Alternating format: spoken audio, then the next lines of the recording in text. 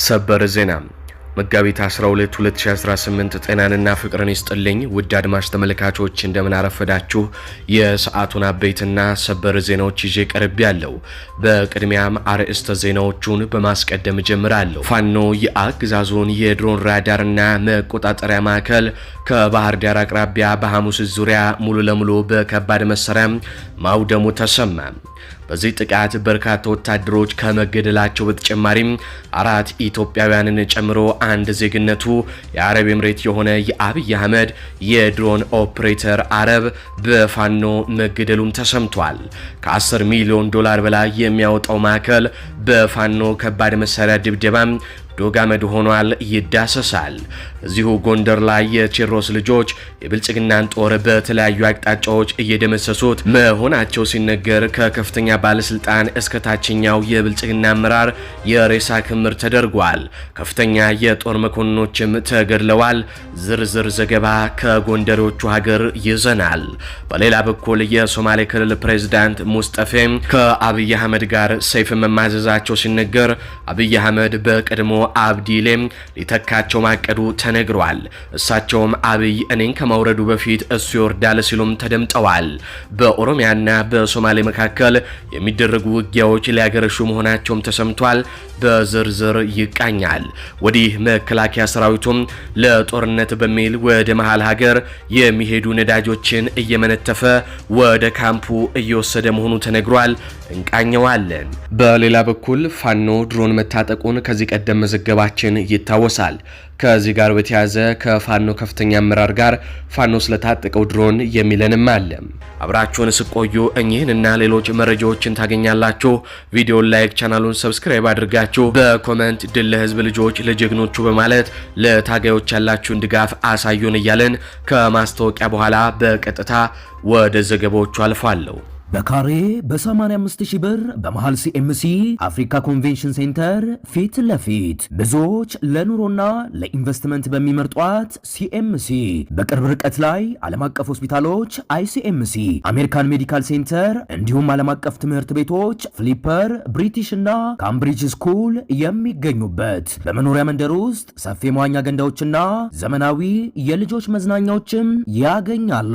50% የተረጋገጠ የባንክ ብድርና እስከ 30% ድረስ በአከፋፈል የሚታሰብ ልዩ ቅናሽ በወለል 4 ዘመናዊ ሊፍቶች የምንገጥም ሲሆን ባለ 1 መኝታ 620,000 ብር፣ ባለ 2 መኝታ 907,000 ብር፣ ባለ 3 መኝታ 1.1 ሚሊዮን ብር ቅድመ ክፍያ ከፍለው የቤት ባለቤት ይሁኑ።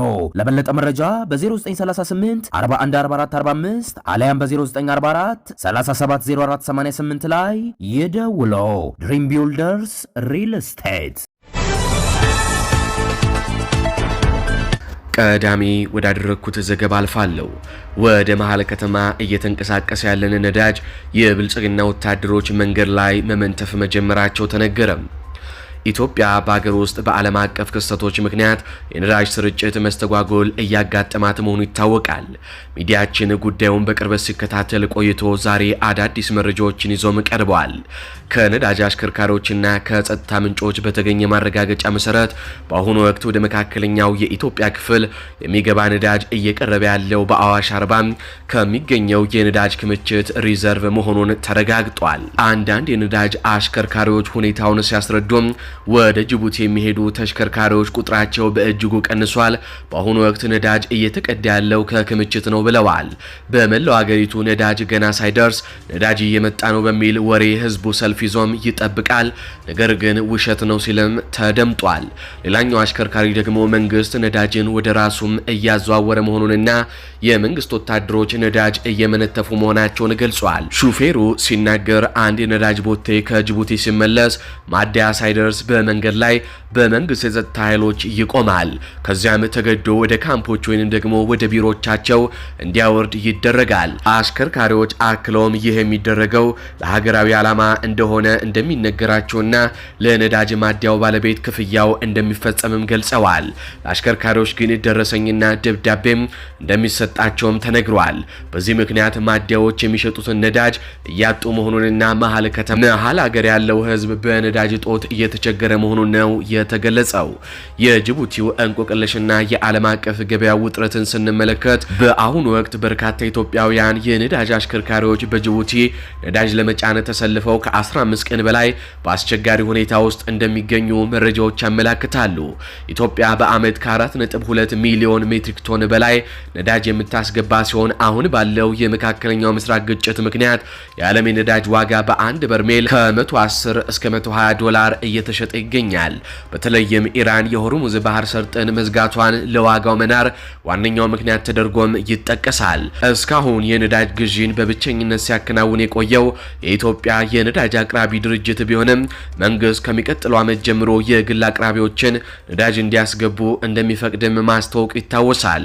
ይሁን እንጂ በአሁኑ ወቅት ኢትዮጵያ ምን ያህል የነዳጅ ክምችት እንዳላት መንግስት እስካሁን በይፋ የገለጸው ነገር የለም። ይሁን እንጂ ወደ መሀል ሀገር ሊንቀሳቀሱም በቦቴ ሲንቀሳቀሱ የሚገኙ ነዳጆችን የመከላከያ ሰራዊቱ ለሀገራዊ ዓላማ ነው በሚል ከሹፌሮች እየመነተፈ እየወሰደ መሆኑም ተነግሯል። መከላከያ ሰራዊቱ ነዳጁን የሚመነትፈው በትግራይና አሁን ደግሞ በአማራ ክልል እያደረገ ባለው ጦርነት ለሚያደርገው ዝግጅት መሆኑም ነው የተነገረው። ይህ በእንዲህ እንዳለ በብልጽግና ቤት ከፍተኛ ንትርክ መነሳቱ ተነገረ።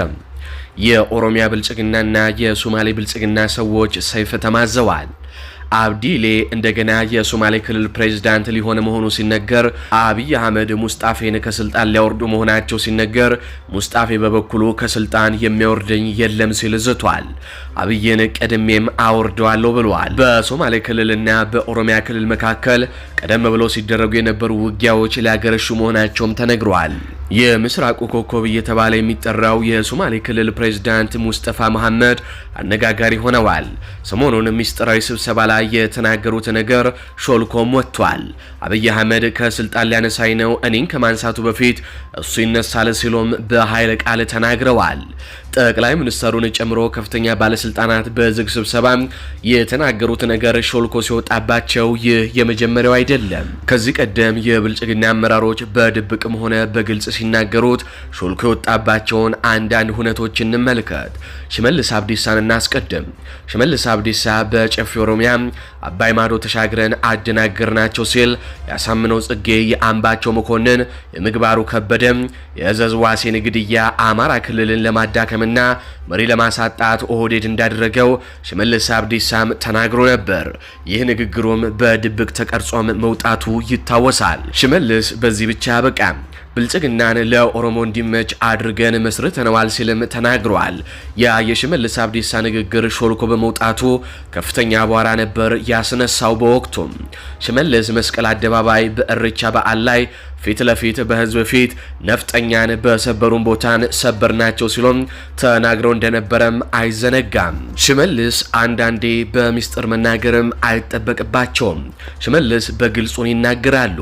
አንድ ጊዜ የኮሪደር ልማት በሚል አዲስ አበባ ዋና ዋና አካባቢዎች እየፈረሱ ባሉበት ህዝቡ ቁጣውን በማህበራዊ ሚዲያ እየገለጸ ባለ ሰዓት ሽመልስ አብዲሳ አደባባይ ላይ ወጥተው በሶሻል ሚዲያቸው ከ100 ዓመት በፊት ፊንፊኔ ላይ ኦሮሞ ነበር የሚኖረው፣ ተፈናቅሎ ወደ ዳር ተጠልሎ ነበር፣ አሁን ግን የተፈናቀለው ኦሮሞም የሚመለስበት ጊዜ ነው ሲሉ በይፋ በፌስቡክ ገጻቸውም ጽፈው ነበር። ሽመልስ አብዲሳ አፍ አውጥተው እንዲህ ይናገራሉ፣ ሲያሻቸው በሚስጥር ሲያሻቸው በአደባባይ። ከዚህ በተጨማሪ ጀነራል አበባው ታደሰም ስለ ኦህዴድ ጭካኔ በሚስጥር ያወራው ቪዲዮ ወጥቶበት ነበር። አበባው ታደሰ ህወሓትን ማረኝ ሲል ይሰማል በቪዲዮው ላይ። ኦህዴድ ሁሉንም አይነት ወታደራዊ እዞችን እንደተቆጣጠረ አበባው ሲናገር በዚህ ሚስጥራዊ ቪዲዮም ይደመጣል። አበባው ተረኝነቱ አይን ያወጣም እጅግ በጣም አስገራሚ እንደሆነም ሲናገር ይደመጣል። በዚህ የአበባው ንግግር በወቅቱም ብልጽግና ተሰንጥቋል ብቻ ሳይሆን ተበረጋግዷል ሲባል ነበር። እድሜ ለአብይ አህመድ በደህናው ጊዜም ተቃዋሚዎቹን ከፋፍሎና አዋርዶም አስተክዞም አስቀርቷቸዋል እንጂማ በአሁኑ ጊዜም እንደዚህ ያለ የደከመ ብልጽግናን ገፋ ቢያደርጉት የሚንኮታኮት ፓርቲ ነበር። በተቃዋሚዎች መከፋፈልና ድክመት እንጂ ብልጽግና እስካሁንም የቆየው ጥንካሬ ስላለውም አይደለም። ይህን ያህል የብልጽግናን የሚስጥራዊ ሰነዶች ይፋ መሆን ካወራን አሁን ደግሞ ወደ ሙስጠፌ እንመለስ። ሙስጠፌ መሐመድ ከአብዲሌ ስልጣኑን ሲረከብ ሶማሌ ክልል ተተራምሶ እንደነበረ ይታወሳል። አብዲሌ ሶማሌ ክልልን እገነጥላለሁ ብሎም ልዩ ኃይል ከመከላከያ ጋር መደበኛ ውጊያም አድርጎ ነበር። ሂጎ የተባለ የወጣቶች ቡድን አደራጅቶም ክርስቲያኖችንም አስጨፍጭፏል። ቤተክርስቲያን አቃጥሏል። ባንኮች እንዲዘረፉም አስደርጓል። ቤቶች ወድመዋል። የንግድ ተቋማት ተቃጥለዋል። የቀድሞ መከላከያ ገብቶ መስዋዕትነት ከፍሎ አብዲሌን በቁጥጥር ስርም አውሎ እንደነበር ይታወቃል። ሙስጠፌ መሐመድ ያኔ ነው ክልሉን የተረከበው። ብዙ ክልሎች የጸጥታ ችግር ሲያጋጥማቸውና የሰዎች ሕይወት ሲያልፍ ሶማሌ ክልል በሙስጠፌ ጊዜ ግን በአንጻሩም ቢሆን ሰላም ሆኗል። የተቃጠሉ ቤተክርስቲያኖች ተሰርተዋል። የወደሙ ንግድ ተቋማት ቤቶች ተሰርተዋል። መኖሪያ ቤቶች እንደገናም ተሰርተው ለህዝቡ ተሰጥተዋል። እውነት ለመናገር ሙስጠፌም ከክልሉ ህዝብ አልፎ በሌሎች ክልል ህዝቦች የሚወደድ መሪ ሆነዋል። በዚህም ምክንያት የኦሮሞና የትግሬ ፖለቲከኞች ሙስጠፌን ይጠሏቸዋል። ኢትዮጵያዊነት በአደባባይ ሲሰብኩም ይታያሉ። ይሄ ደግሞ በጽንፈኞች ኦሮሞዎችና ትግሬዎች አይወደድም። አብይ ሙስጠፌን ከስልጣን ሊያነሳ እንደሆነም ጭምጭምታዎች ይሰሙ ነበር። አብዲሌ ከስር ተፈቶ አብይ እንክብካቤ እያደረገለት ይገኛል። ዘና ብሎም እየኖረ ነው። አብይ አህመድ ሙስጠፌ መሐመድን አንስተው አብዲሌን የሶማሌ ክልል ፕሬዝዳንት ሊያደርጉም እቅድ መያዛቸውን ከዚህ ቀደም የኛ ሚዲያ መናገሩም አይዘነጋም። ይህንን የሰማውና ተጨባጭ መረጃ ያለው ሙስጠፌም እኔ ከስልጣን ከመውረዴ በፊት አብይ አህመድ ይወርዳል ሲልም ተናግሯል። ሰላም የሰፈነበት ሶማሌ ክልል ወደ ትርምስ ቀጠና ሊገባም ተቃርበዋል። በኦሮሚያና በሶማሌ ክልል አዋሳኝ አካባቢዎች በተደጋጋሚ ጊዜ በወሰን ይገባኛል ምክንያት ከባድ ውጊያዎች ተካሂደዋል። ባለፈው ጽንፈኛ የኦሮሚያ ሚዲያዎች በተለይ ኦኤምኤን የሶማሌ ክልል ዋና ከተማ ጅግጅጋ የኦሮሚያ ነበር ማለታቸው ሶማሌዎችን አበሳጭቷል። ድሬዳዋ የኦሮሚያ ነች ሲሉ በፓርላማ የተናገሩት አብይ አህመድም በሶማሌዎች ዘንድ ከፍተኛ ተቃውሞ እንዲገጥማቸው አድርገዋል። አሁን ይሄ ውጥረት እያየለ መጥቶ በሙስጠፌና በአብይ አህመድ መካከል ሰይፍ እስከ ማማዘዝ ደርሷል። ሙስጠፌ መሐመድ በዚህ ብቻ ያበቁም። አብይ እኔ ሳያባረረኝ እሱ ከስልጣን ይነሳል፣ ኢትዮጵያም ትበተናለች። ኢትዮጵያ ስትፈርስ እኛ ተጣብቀን አንቀርም፣ የራሳችን ሪፐብሊክ እንመሰርታለን። 100 ዓመት ብንታገልም ዘንድሮ ግን አንድም ጥይት ሳንተኮስ ነጻነታችንን ልንጎናጸፍ ከጫፍ ደርሰናል ሲሉም ተናግረዋል። ፍትሃዊ ምርጫ ይደረጋል ብዬ አላስብም፣ የመንግስት ተቋማት ገለልተኛ አይደሉም ሲሉም ሙስጠፌ ተናግረዋል። ሙስጠፌ አብይ አህመድን በጦር ለመገልበጥ አሊያስ በፖለቲካዊ ሽኩቻ ለማሸነፍ እንዴት አሰቡ? በቀጣይ አብረን እንመለከተዋለን። አሁን በቀጥታ ከአማራ ክልል ወዳገኟቸው አበይትና ሰበር ዜናዎች አልፋለሁ። ከጎንደር ሰበር ዜና ተሰምቷል። ጎንደሬዎቹ በየቀኑ አዳዲስ አስገራሚ ጀብዶችን መስራታቸውን ተያይዘውታል። በጎንደር የአገዛዙ የድሮን ራዳር መቆጣጠሪያ በፋኖ መመታቱ ተነገረ። ደቡብ ጎንደር ላይ ለረጅም ጊዜ በአገዛዙ የድሮን መቆጣጠሪያ ማዕከል በመሆንና የድሮን ራዳር በመግጠም የደቡብ ጎንደር ህዝብን ሲጨፈጨፍበት የነበረው የድሮን ራዳርና የድሮን መቆጣጠሪያ ማዕከል በፋኖ ከባድ መሳሪያ ተደብድቦ ከጥቅም ውጪ መሆኑ ተረጋገጠ። ከሐሙሲት መውጫ ከባህር ዳር 30 ኪሎ ሜትር ላይ ፋኖ በፈጸመው በዚህ ጥቃት የብልጽግና ጦር ባላሰበበት ሌሊቱን የተመታ ሲሆን በዚህ የድሮን ማዕከል ውስጥ የነበሩ ከ34 በላይ ወታደሮችን ጨምሮ አንድ የተባበሩት አረብ ኤምሬት ዜግነት ያለው አረብ ኦፕሬተር መገደሉም ተነግሯል። በዚህ የፋኖ ጥቃት የተደናገጠው የብልጽግና ጦር ከባህር ዳር ያለ የሌለ ኃይሉን አሰባስቦ በ10 ካሶኒ መኪና ተጭኖ ቢመጣም ጅብ ከሄደ ውሻ ጮኸ እንዲሉም ነገሩ ማዕከሉ ሙሉ በሙሉ ከወደመና ወታደሮች ከተገደሉ በኋላ ሬሳ ለመቅበር ደርሷል። በዚህ ጥቃት ከተገደሉት ወታደሮች ባሻገር ብልጽግና እንደ እንቁላል የሚንከባከባቸው የአረብ ኤምሬትን ጨምሮ ተጨማሪ 4 የድሮን ኦፕሬተሮች በፋኖ ተገድለዋል። ከ10 ሚሊዮን ዶላር በላይ ወጪ የተደረገባቸው የድሮን ራዳር መቆጣጠሪያዎችና ሌሎች ኮንትሮለሮችም በፋኖ ከባድ መሳሪያ ጥቃት አመድ መሆናቸው ተነግሯል። በዚህም ብልጽግና ከባድ ኪሳራ ውስጥ ገብቷል የተባለው ይህንን ጥቃት የፈጸሙት የአማራ ፋኖ ብሔራዊ ንቅናቄ የበላይ እዝ እንዲሁም የጎንደር ጠቅላይ ግዛት እዝና የምኒልክ እዝ ፋኖች በጋራ በመቀናጀት መሆኑንም የአፋብን ጦር አስታውቋል። ይህ በእንዲህ እንዳለ ደግሞ ከዚህ መረጃ ስንወጣ እዚሁ አካባቢ ላይ ከደቡብ ጎንደር የደረሰን መረጃ አለ። በደቡብ ጎንደር በዚህ ሳምንት በተደረገው ውጊያ እስካሁን ከ550 በላይ ሰው መቀበሩ ተረጋግጧል። ንፋስ መውጫ ላይ እስካሁን 251 የሚሊሻና የአድማ ብተና እንዲሁም የመንግስት አመራሮች አስከሬን መነሳቱንም ከቦታው አረጋግጠናል። የንፋስ መውጫ ከንቲባ በፋኖ ቢያዝም ሌሎች አብዛኞቹ ባለስልጣኖች መሞታቸው ነው የተነገረው። የአድማ ብተና ሻለቃ አዛዡም መገደሉ ተረጋግጧል። በስሩ ያሉት አብዛኞቹም በህይወት አልተረፉም። መከላከያ ትላንት ወደ ንፋስ መውጫ የገባ ሲሆን ፋኖች ቀድመው ስለወጡ አላገኛቸውም። ወደ ተለያዩ አቅጣጫዎች ተራራ በዙ 23 ሲደበድብም ነበር።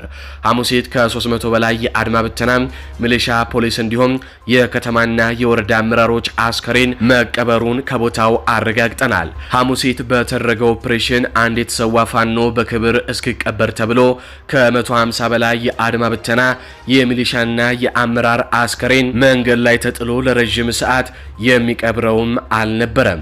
በኋላ ፋኖ ልጅ ከተቀበረ በኋላ ነው እነዚህ ተሰብስበው የተቀበሩ። ሐሙሴት የደራ ወረዳ ዋና አስተዳዳሪውንና ምክትሉን ጨምሮ አብዛኛው አመራር በህይወት አልተረፈም።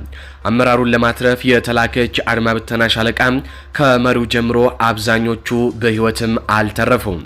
ፋኖ ሐሙሲት ላይ ያደረገው ኦፕሬሽን ከመንግስት ሰዎች በደረሰው ጥቆማ የተደረገም ይመስላል። የደራ ወረዳ አመራሮች ለስብሰባ ሐሙሲት ላይ በተሰበሰቡበት ነው ያለቁት የተባለው። በሁለቱ ከተሞች ላይ ፋኖ ጥቃት ባደረሰበት ወቅት በመከላከያ በኩል ምንም አይነት የድሮን እርምጃም አልተወሰደም። አሁን ላይ የፎገራ ወረዳና የወረታ ከተማ አመራሮች ተጨማሪ ኃይል ይግባልን የሚል ተማጽኖ ለክልሉ መንግስት እያቀረቡ ነው። ከሊቦ ከምከም፣ አዲስ ዘመን፣ ከፎገራ ወረታና ከፋርጣ ደብረታቦር ከተሞች ውጪ ሌሎች የደቡብ ጎንደር ወረዳዎች በፋኖ ቁጥጥር ስርም ናቸው። በዚህ ሁኔታ እስከ መቼ እንቀጥላለን ያሉ የብልጽግና አመራሮችም እጃቸውን ለፋኖ መስጠታቸውም ተነግሯል። ፋኖች በመጪዎቹ ጥቂት ወራት ውስጥም ሙሉ የተቀናጀ ጥቃት በመላው አማራ ክልል ለመክፈት ዝግጅት እያደረጉ ነው። ከውጭም ከውስጥም ስልጠናዎች እየተደረጉ በየቀጠና ያለው የፋኖ ሰራዊት በአንድ ወጥ መዋቅር እየተሰባሰበ መሳሪያና ተተኳሽ ከውጭ እየገባ በአጠቃላይ ፋኖ በአደረጃጀት በሚሊተሪና በፖለቲካም እየጠነከረ ነው። አማራ ክልል እጅግ ሰፊና ብዙ ህዝብ ያለበት ነው። መንግስት ነኝ ባዩም ይህንን ያመፀ ወጣት በኃይል ማሸነፍ አልቻለም። በቅርቡም አማራ ክልልን ነቅሎ ይወጣል። እንደሚታወቀው ከሰሞኑ ፋኖ ድሮኖችን ማስተዋወቁን ተከትሎ ብልጽግና ከፍተኛ ድንጋጤ ውስጥ ገብቷል። በድንጋጤ ውስጥም ሆኖ ያለ የሌለ ፕሮፓጋንዳዎችን ሲሰራ እየተመለከትን ነው። ከዚህ ጋር በተያያዘ የፋኖ ድሮኖች ምን ያክል ጌም ቼንጀር መሆናቸውን የሚያሳዩ ቪዲዮዎች ፋኖች እነዚህ ድሮኖች ጥቃት ሲፈጽም የሚያሳይና የብልጽግናን ጦር ሰፈር ድረስ በመዝለቅ ዶጋመድ ሲያደርጉት የሚያሳይ ቪዲዮ መልቀቃቸው በማህበራዊ ሚዲያ እውነትም ፋኖ ትልቅ ደረጃ መድረሱን የሚያሳየን የሚያስብል በርካታ ቪዲዮዎችም ተለቀዋል። ታዲያ ከዚህ ጋር በተያያዘ የብልጽግና ፕሮፓጋንዳም አፈር በልቶታል። ታዲያ ይህንን አስመልክቶ ወሳኝ የተባለ ቃለ መጠይቅ መሳይ መኮንን ከሸዋ ጠቅላይ ግዛት እዝ የህዝብ ግንኙነት ጋር ከፋኖ አበበ ጋር ቆይታ አድርጓል። ባጭሩ የሚለውን ሰምተን እንመለስ። ሻለቃ አበበ ሙላት በጣም አመሰግናለሁ። የደረሱን ቪዲዮዎች ከናንተ በቀጥታ በድሮን የታገዘ ጥቃቶችን መፈጸማችሁን የሚያሳይ ነው። ይሄ በትክክል በእናንተ የተፈጸመ መሆኑን ማረጋገጥ ትችላላችሁ? አመሰግናለሁ ጋዜጠኛ መሳይ። እንግዲህ ለዓለም አቀፍ ማህበረሰቡ ያሉትን ስራዎች እንዳሳውቅ በሚዲያ ስለጋበዝከኝ በዚህ ጭፍጨፋ በታወጀበት የታላቁ የአማራ ህዝብና በዚህ ትግል ጀግኖች ሰማዕታት ስም ላቅ ያለ ምስጋናን እያቀረብኩኝ ወደ አነሳልኝ ነጥብ አልፋለሁ። አዎ ያነሳው ልክ ነው። እንደ አማራ ፋኖ ሸዋ ጠቅላይ ግዛት ውስጥ በርካታ ስራዎች ሲሰሩ ቆይቷል። ከዚህ በፊት በድርጅት ደረጃ ውህደት ከመፈጸማችን በፊት እንደ አፋሃድ በነበረው እንደ አንድ እዝ በነበረን ድርሻ ሸዋ ጠቅላይ ግዛት እዝ ተቆጣጥሮ በሚያስተዳድራቸው ቦታዎች ላይ በርካታ ተጋድሎችን ስናደርግ መቆየታችን ይታወሳል። ከነዚህ ተጋድሎቻችን አንደኛውና ግንባር ቀደሙ የአየር ኃይሉ ነው። እንግዲህ የአማራ ፋኖ ብሔራዊ ንቅናቄ ሸዋ ጠቅላይ ግዛት እዝ የአየር ኃይል ክፍል ላለፉት 3 ዓመታት በተሰማራባቸው ቀጠናዎች በሙሉ መካናይዝድ ጦር፣ አየር ወለድ ኮማንዶ፣ እግረኛ ሰራዊት፣ የአገዛዙ ካምፕና ሎጂስቲክ ማከማቻ ላይ በተጠና መልኩ ጥቃቶችን ፈጽመናል። እንግዲህ የሸዋ ጠቅላይ ግዛት እዝ ከትግሉ መታወጅ ማግስት ጀምሮ የጠላት ኃይል ለመምታት የተጠቀመበትና በአማራ ፋኖ ትግል ውስጥ የመጀመሪያው የሆነውን የድሮን ቴክኖሎጂ በመታጠቅ በርካታ ድሎችን ሲያስመዘግብ የቆየ ቢሆንም የወገንን ጦርን ተገማችነት ለማራቅ በሚል በሚስጥር ተይዞ ቆይቷል። እያንዳንዱ ነገር ሚስጥራዊ ነው። ወታደራዊ የሆኑ እንትኖች እነሱ ይፋ አይሆኑም። አሁንም ይፋ ያላደረግናቸው በሚስጥር ነክ ተቀምጠው የሚቆዩ በታሪክ ደረጃ ለትውልድ የሚተላለፉ በዚህ ትግል አውድ ውስጥ ምርጥ የምንለው አሻራችን ስለሆነ በዛ መልኩ ይቀጥላል ማለት ነው። የአማራ ፋኖ ትግል ይፋዊ አንድነት መታወጅና ወጥ ድርጅት መዋቅሮች ከመፍጠራቸው ባሻገር በድርጅታችን የአማራ ፋኖ ብሔራዊ ንቅናቄ ቴክኖሎጂና ምህንድስና መምሪያ ክፍል ዘርፍ መኖሩን ታሳቢ በማድረግ ነው እንግዲህ ለመላው የህዝባችን እና ታጋዩ ሰራዊታችን እንዲሁም ደጋፊዎቻችን ይፋ ማድረግ አስፈላጊ ሆኖ ስላገኘ ነው ይፋ ያደረግነው። በዚህ ውስጥ የጦር ጠበብቶችን፣ መሐንዲሶችን፣ መምህራኖችን፣ ጋዜጠኞችን፣ ዶክተሮችንና ተመራማሪዎችንን እንዲሁም ታላላቅ ምሁራኖችን አቅፎ የአማራን ትግል በፊት አውራሪነት እየታገለና እያታገለ የሚገኘው እንግዲህ በአርበኛ መከታው ማሞ የሚመራው የሸዋ ጠቅላይ ግዛት እዝ በዚህ በአማራ ጠሉ የኦህዴድ መራሹ የብልጽግና ስርዓት ላይ በጠንካራ ወታደራዊ ክንፉ በኩል በሚያሳርፈው ጠንካራ ምት ስርዓቱን በማሳፈር ረገድ ትልቅ ታሪካዊ አሻራን ተወጥቷል፣ እየተወጣ የሚገኛል። ስኬታማ የሆኑ ኦፕሬሽኖች ተሰርተዋል። በእነዚህም ውጤታማ የሆነ በጠላት ላይ ድል ተቀዳጅተናል ማለት ነው። በዋናነት ግን እነዚህን ድሮኖች ስንጠቀማቸው የነበረው ጠላት ከዚህ በፊት እንደሚታወቀው በርካታ ንጹሃኖች በዚህ በአማራ ትግል ላይ በተለያዩ አውራጃዎች ወይም በተለያዩ ግዛቶች ላይ በርካታ የአማራ ንጹሃኖች ያሉ ሀያላን ሀገሮች በድሮን በከባድ መሳሪያ ቀሙሎች ሀብት ንብረታቸው ወድሟል። ከሀብት ንብረቱ ውድመቱ በዘለለ በንጹሃኖች ላይ ያስከተለ ጭፍጨፋ ተካሂዷል በዚህ ስርዓት ማለት ነው። ይህ ስርዓት ያለ ገደብ የሚተኩሳቸውን የከባድ መሳሪያ ቀሙሎች በተለይ በሸዋ በዚህ በእኛ ባለንበት ግዛት ላይ እንደ እዝ ተቆጣጥረን በምናስተዳድራቸው ቦታዎች ላይ ስርዓቱ ያለ ገደብ የሚተኩሳቸውን የከባድ መሳሪያ ቀንቡላ ማስቀረት ችለናል። በተወሰነ ደረጃ ይህንን መቀነስ ችለናል። የቀነስንበት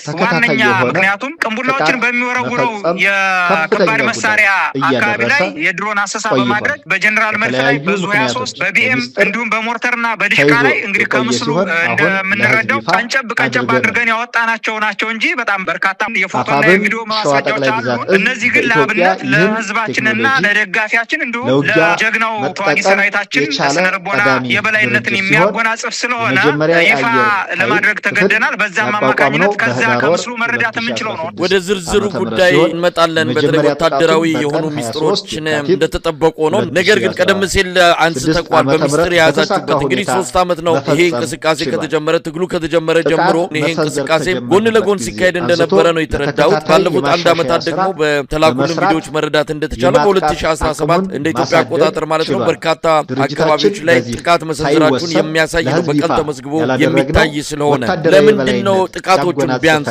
እንቅስቃሴያችሁን ይህንን ለማሳደግ የሄዳችሁበትን የተለያዩ ጥረቶችን በሚስጥር ብትይዙ እንኳን ጥቃቶቹን በተመለከተ ያደረሳችሁትን ምክንያቱም እናንተ ባትናገሩ በአንድ ወገን ሌላ አካል ሊናገረው ይችላልና ይህንንስ በሚስጥር ይዛችሁ ያቆያችሁት ለምንድን ነው? ጥሩ ጥያቄ ነው። አንዳንዴ ወታደራዊ የሆኑ ሚስጥሮች በተፈለገው ሰዓት ወይም በማንኛውም ጊዜ ይፋ የማይሆኑ ሚስጥሮች አሉ። ከዛ ጋር ተያይዞ ወደፊት የምንሰራቸው በጣም በርካታ በእቅድ ደረጃ ስራዎች ስላሉ ለነዛ እንቅፋት እንዳይሆነን ታሳቢ በማድረግና ስርዓቱም ለሌላ ፕሮፓጋንዳ ይጠቀመዋል በሚል እሳቤ ይፋ ሳናደርግ አቆይተነዋል። አሁን ላይ ይፋ ማድረግ ያስፈለገበት ትልቁ ምክንያት ህዝባችንና ደጋፊያችን እንዲሁም እግረኛ ሰራዊታችን እንደዚህ አይነት ጠንካራ ስራዎች ስንሰራ መቆየታችን በእዝ ደረጃና ወደፊት አሁን በተዋቀረው የአማራዊ ቤታችን በአየር ኃይል ደረጃ ሊዋቀር ስለሚችል በዛ ላይ ትልቅ ግብአት እንዲሆንና ተሞክሮ እንዲወሰድ ታሳቢ በማድረግ ነው አሁን ይፋ ያደረግነው። በዋናነት ግን ይህንን ይፋ ስናደርግ ከዚህ በፊት የሰራዊቱን ሞት ለመቀነስ የሰራዊቱን መቁሰል ለመቀነስና የህዝባችንን ሞት ከመቀነስ አንጻር ትልቅ ምርት ያገኘንበት ስራ ነው ወይም የውጊያ ስልት ነው። የጠላትን የከባድ መሳሪያ አንገት በማስደፋት የህዝባችንን ሞት ቀንሰናል። እውነት ለመናገር ስርዓቱ ወይም አገዛዙ አለኝ የሚለው ጠንካራ ኤሊት ፎርስ ሸዋ ላይ ነው ተሰማርቶ በዚህ 3 ዓመታቶች ውስጥ ጭፍጨፋ ሲያደርግ የቆየው። ይህንን የጠላትን ኤሊት ፎርስ በንጹሃን ላይ ያለውን ጥቃት ከመመከት አኳያ ትልቅ ስራ የተሰራበትና አመርቂ ውጤት ያመጣንበት እንደሆነ በዚሁ ጠቆም ማድረግ እፈልጋለሁ። አድማጭ ተመልካቾች ለሰዓቱ ያስኩላችሁ ዘገባዎች እነዚህን ይመስላሉ። በዜናዎቻችን ላይ ያላችሁን ሀሳብ አስተያየት በኮሜንት መስጫ ስር አስፍሩልን።